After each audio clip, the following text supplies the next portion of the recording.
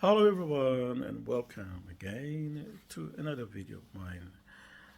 Today I will be discussing a little bit about uh, the videos that we've been sharing lately in regards to the proclamation that was done by a West Papuan leader, the late Dr.Thom Wainggai, and this in regards um, uh, to the proclamation that was done on 14th December 1988. So a lot of Papuans especially don't seem to really understand the significance or the importance of this particular proclamation.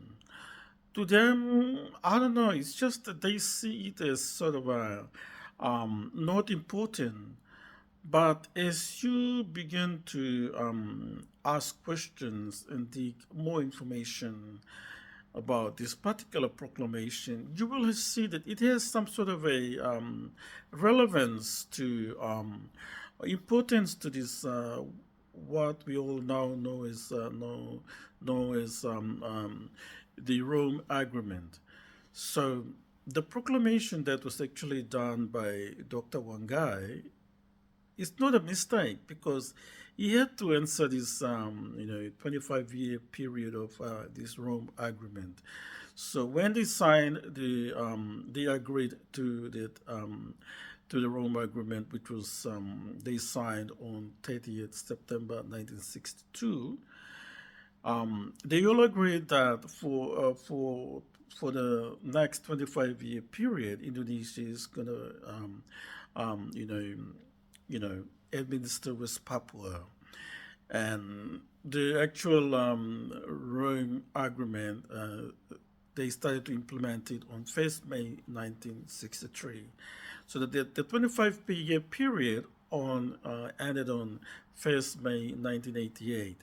So within the 25-year period, there was some funding from the UN to through via for West Papua through Asian Development Bank, and that money was given to Indonesia to develop the West Papua. However, Indonesia used that money that was meant to develop the West Papua. They used it to transport those migrants, those poor Javanese from the overcrowded island of Java to West Papua, and that's how they were able to, sort of divert the funding. That funding that was actually meant for West Papua was actually used to transport those poor people from overcrowded island of Java to West Papua. And that is wrong. That is wrong because I don't know how they did the report to UN, because that money was never used in West Papua. It was used to transport those, the poor Javanese from the overcrowded island of Java to West Papua. So how did they account for that money? Maybe they lied in the report to UN. So that money that was banked at Asian Development Bank was never used to develop West Papua. And that was one of the failures by the Indonesian government. And secondly, after the 25-year period, Indonesia was supposed to hand back West Papua back to United Nations so that the decolonization process can be completed. But Indonesia failed to do that. So that's a second mistake that we have seen uh, done by Indonesian government. So on the original New York agreement, which was held in New York, they all agreed that there was going to be a referendum in West Papua, that all the adult Papuans over the age of 18 would actually participate in this particular referendum. However, later they had this they held this Rome agreement, so they had to change some clause in that particular agreement, where instead of Indonesia or UN conducting a genuine referendum in West Papua, Indonesia amended that to amended that particular clause where they said to conduct the referendum using their own system called Musyawarah. So there wasn't any referendum in West Papua, so you couldn't say that referendum that was held in 1969 a referendum. It's a fake referendum. It's a sham referendum anyway. So the Papuans do not count it as a referendum. So what we all now know is that after 25 years, Indonesia, in the 25-year period, and on 1st May 1988. So Indonesia was supposed to hand back West Papua back to United Nations so that the decolonization process can be completed, but they failed to do that. So in response to that particular, Rome Agreement, which ended on 1st May 1988, our late leader, Dr. Thom Wainggai, had to do this proclamation, basically to inform Indonesia, Dutch, America, to remind them of the promise, the commitment in that particular Rome Agreement, where they all agreed that after the 25-year period, which will end on 1st May 1988, they would hand back West Papua back to United Nations, and they failed to do that. So this is very important. The Papuans, the indigenous Papuans, West Papuans need to understand that the proclamation that was done by Dr. Wainggai on 14 December 1980 is genuine. It is genuine. Um, I don't see, there's nothing wrong. I think what Dr. Wangai knew well, which I believe if our late fathers and those ones started off during early days knew that they would have done something. But sadly, as I've stated in my earlier video, after our leaders did a proclamation on 1st July 1971, because after the Dutch government on 1st December 1961 raised the Morning Star flag, and which was held for maybe a day or so, and later it was removed. There wasn't any proclamation of independence proclamation done that day. There wasn't any tax read. So I think Dutch failed the people of West Papua. Although they raised the flag, but they never carry out any independence proclamation.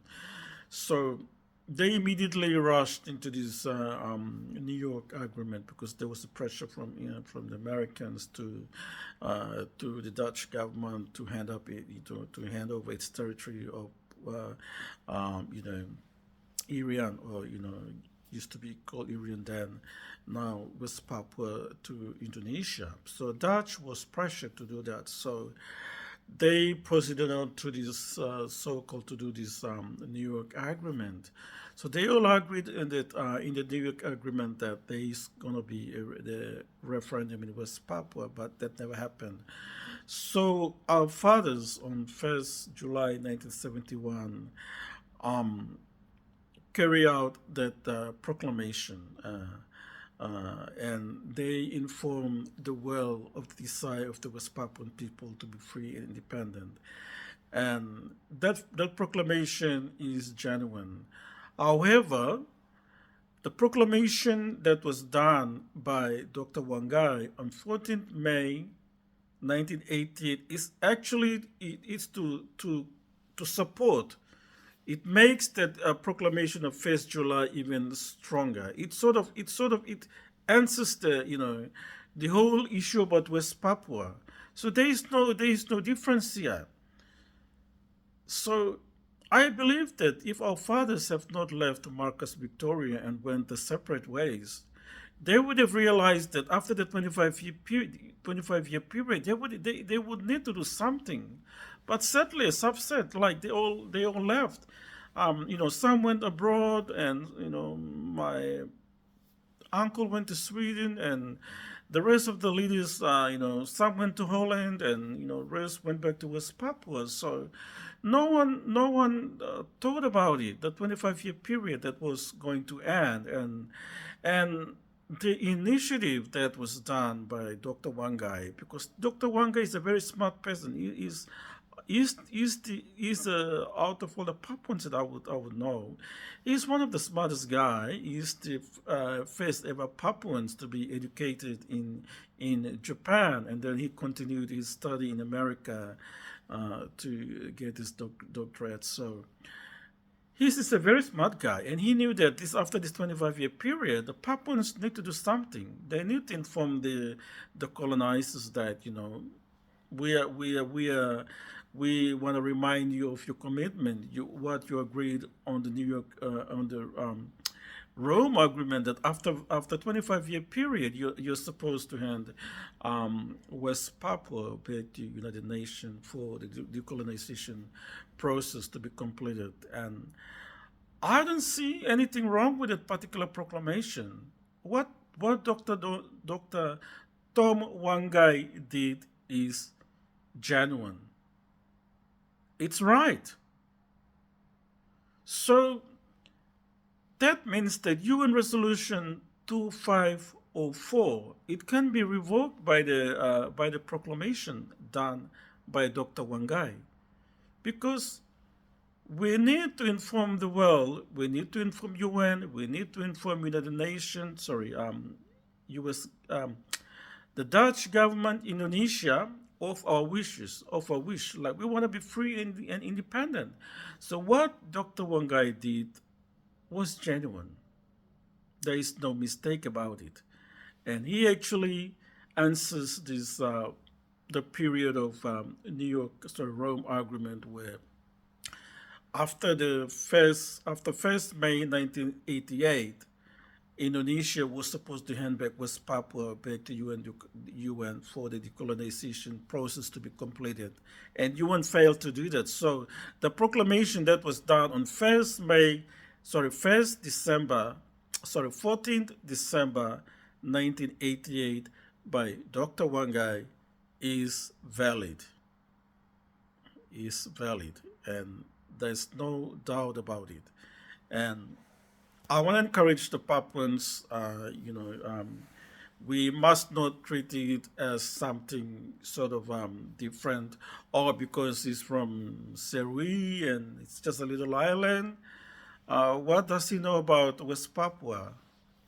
I think we need to put the type of mentality, that mindset behind, because what Dr. Wainggai did as an elite, as an educated Papuans, he knew he looked into the future of what's going to happen, and that particular proclamation that Dr. Wainggai did was in response to the Rome Agreement, which ended on 1st May 1988, and there is no doubt about it that what Dr. Thom Wainggai did was right.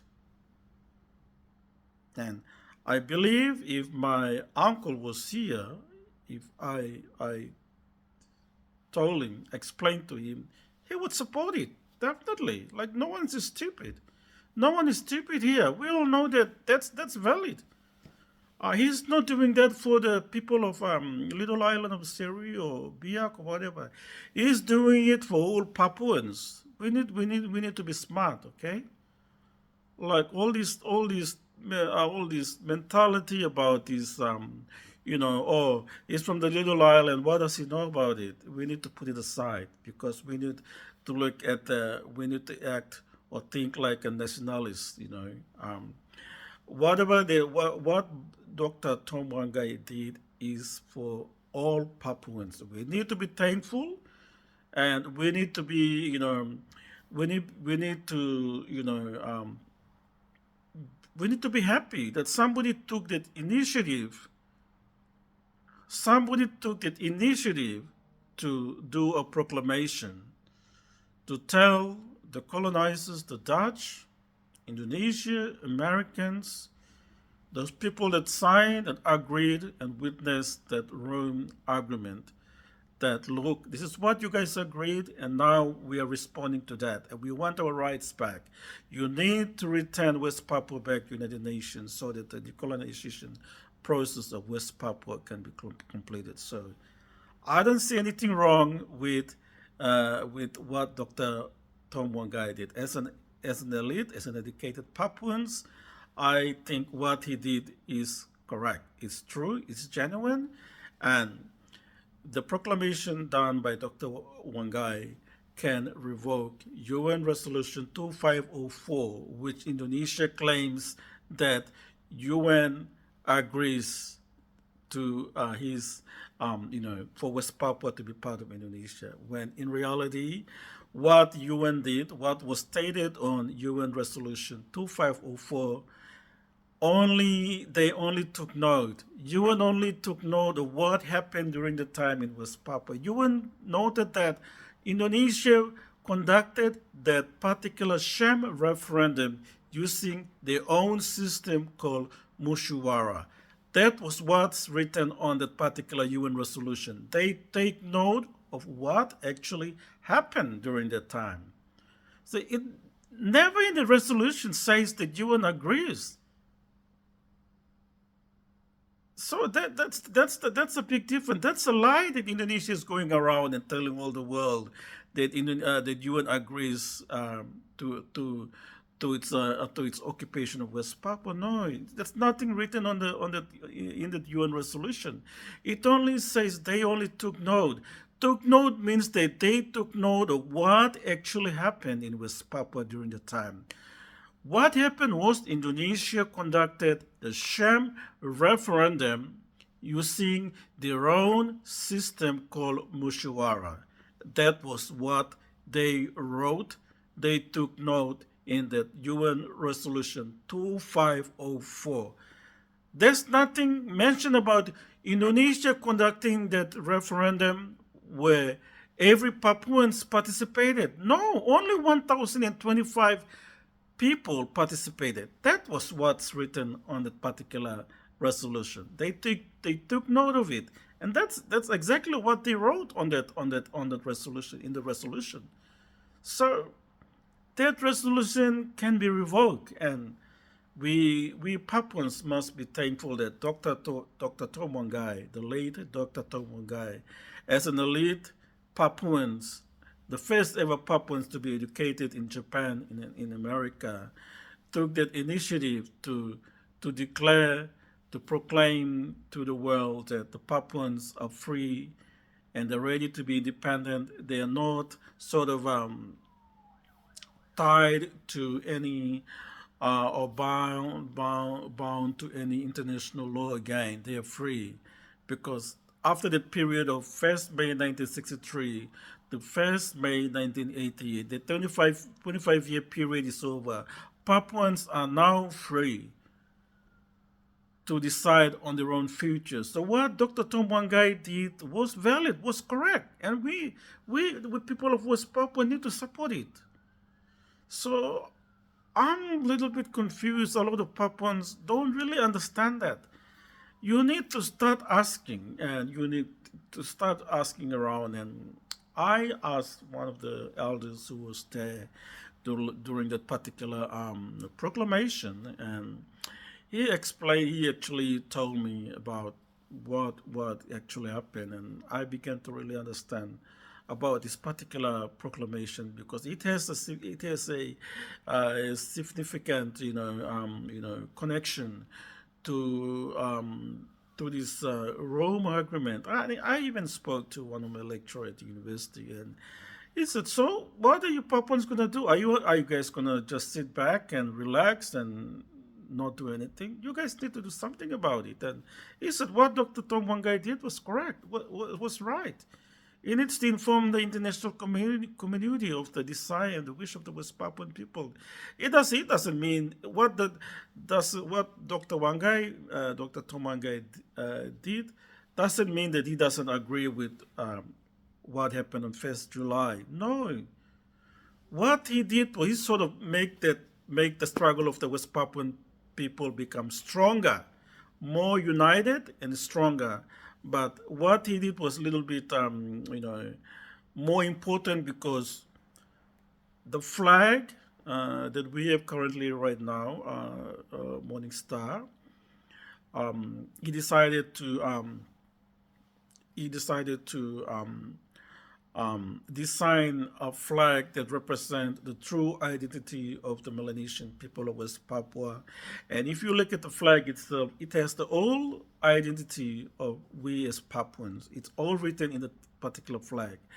And it's not on the other flag because I most of us don't know who actually designed that flag that we're using currently. It doesn't mean that we disrespect our elders and those that died because of the flag that they used.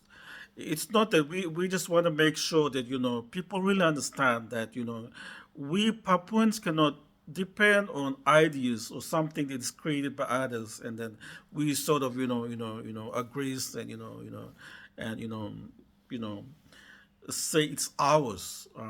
If we want to be free and independent, we need to design something that is our own, that is truly ours, and it represents our true identity as a Melanesian living in West Papua.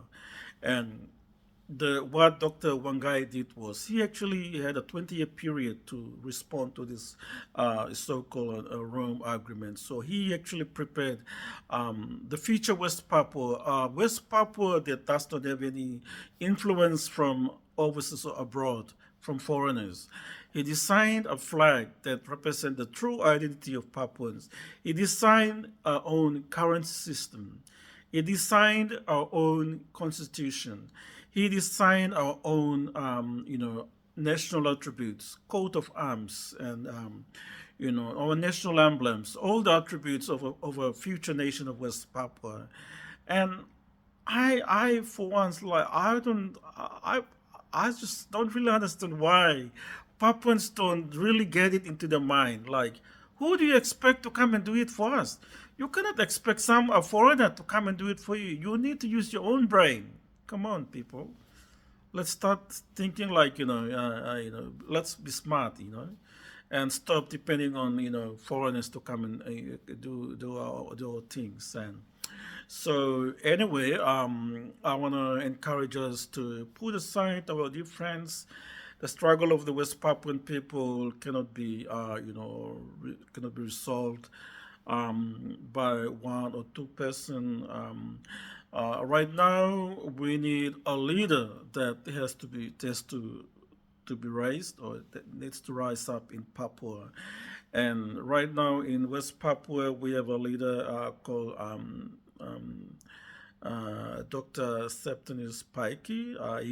He was a former political prisoner. He was in prison in Indonesian prison on Java, or maybe in Kalimantan, Java, I think. Yeah, in Kalisoso, that's what he mentioned. And currently, he's under house arrest right now in Jayapura. So that is a leader that we need, somebody that needs to be in the country that represent the people of West Papua, a charismatic leader. And we have a leader right now in the country where Indonesian government knows about his status. He's under house arrest right now. Although he has completed his prison sentence or term in jail in Indonesia, they got him rearrested again for some drummed up charges when he is already free. He has completed his prison terms, but he's currently under house arrest. So I think that is a leader that Papuans need. We need a leader that has to rise up within Papua, not somebody living abroad and claiming himself to be a president when no one voted him. A leader needs to be inside West Papua with the people. That's how it is done. You cannot have a leader outside.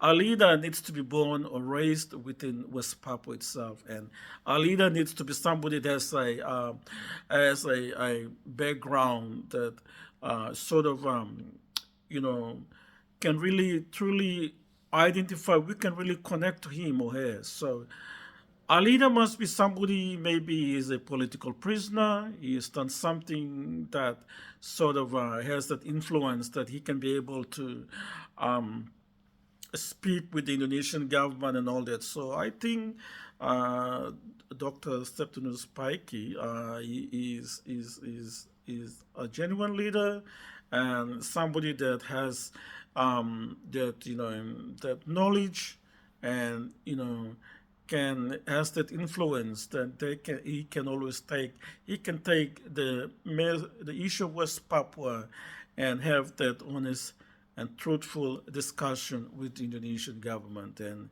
he has that connection, and we need to support him. And I want to encourage us again. We need to start think smart, think more strategically. Stop posting unnecessary photos or on social media, because you cannot start going out to do your lobbying and all that, and you haven't done anything at all. You haven't achieved your goal, and you started exposing all these photos on the social media. This needs to be stopped immediately.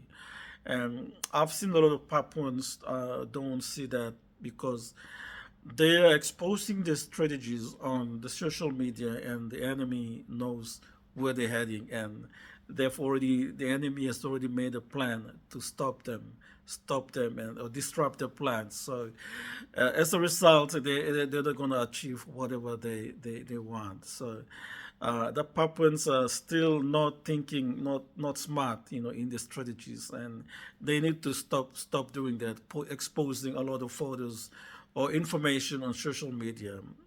I mean, why don't you just inbox people on social media, whoever you want the information for them, to hear, you want them to know. You don't have to put it on the social media, on Facebook, for everyone, including your enemy, to know.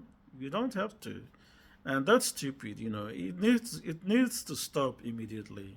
We need to start, thinking smart and use strategies, and not use our, um, not thinking like, I'm the only person, I can do this and that. And this is happening right now. There are leaders that think that they're smart, but in reality, I don't know how to describe them. You yourself will know. So I want to encourage us to stay put, be committed to this struggle. Our struggle, definitely, we're heading the right direction, but it's just that now within West Papua, we need to have a leader that must be raised within Papua, so that um, when it goes out, where Indonesian government wants to, have a dialogue or something, communication dialogue with the people of West Papua, they can reach out to him, and through him, he can invite others as well. And we need to have somebody like that, somebody who is, have the clear strategy and clear mindset on how to do things properly. Yeah. So anyway, thank you very much, everyone. Please continue to pray and support those that right now. Also pray for those who want to know about what's happening right now. Recently, I think last month, I think I've mentioned that in my earlier video, there was a visit from the um, Director General of MSG to West Papua. I don't know how that guy went to West Papua, but the information or his statement on the Indonesian media was not good. He said something which is totally opposite to the current situation in West Papua, and I think he needs to explain that to Melanesian leaders why he made that particular statement. Was he under pressure from the Indonesian government to do that particular statement? But you shouldn't have said that, because that's not the reality of what's really happening right now in West Papua. Situation in West Papua is agent. It's very agent. It needs the it needs UN intervention. UN needs to go to West Papua immediately to see what's happening over there. We don't need a Melanesian director general or whatever of MSG coming to West Papua and make this bullshit statement on social media, on Indonesian media, when he hardly knows what's happening over there. And I, for one, I'm so pissed off with this guy. I don't know how he got it, where he got the information from. The saying that everything in West Papua is fine, man. When people are struggling to survive, to live over there, and you're coming up with this bullshit on Indonesian media, come on, be real, all right? Talk. Don't stop talking, shit on with Indonesian government. Our people are literally suffering over there, and we need the support. We need the agent visit from UN, not from an MSG Director General coming to Indonesia, coming like a thief to West Papua without even, you know, informing the leaders of ULMWP. Just imagine ULMWP is an observer, has an observer status at MSG, and then this idiot came without even inviting or informing them that he's coming. So he is more like a thief coming, and then went back and then make that stupid statement on that appeared on Indonesian media when he knows nothing about what's happening inside West Papua. Man, that's sick, honestly. But anyway, continue to pray for people in Southwest Papua. Continue to pray for our fighters, TP and PB. Continue to pray for everyone in West Papua, our leaders, wherever they are. We know that everything will happen according to God's own timing. So, Indonesia can say whatever they want. They can say we have enough military might, but hey, when God says enough is enough, so everything will happen according to God's own timing. So let's not be sidetracked by what we see. If God is for us, then who can be against us? So let's continue to pray. Let's continue to believe that West Papua will be free soon. Take care and God bless.